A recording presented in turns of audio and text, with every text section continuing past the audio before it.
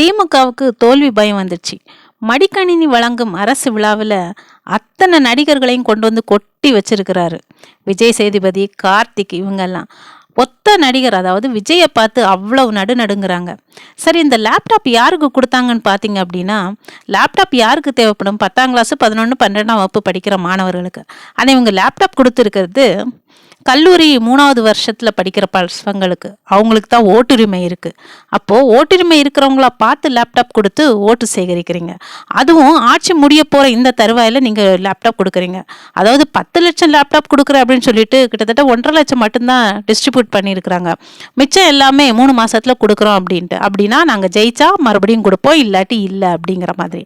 ஆனால் இந்த லேப்டாப் யுக்தியை யார் தொடங்கி வச்சா? ஜெயலலிதா அம்மையார். அப்போ அவங்க படிக்கிற பசங்களுக்கு 10ஆம் வகுப்பு படிக்கிற மாணவர்களுக்கு கொடுத்தாங்க. ஆனால் இவங்க ஓட்டு போடுற மாணவர்களுக்கு கொடுக்குறாங்க. இந்த தில்லாலங்கடி வேலை கூட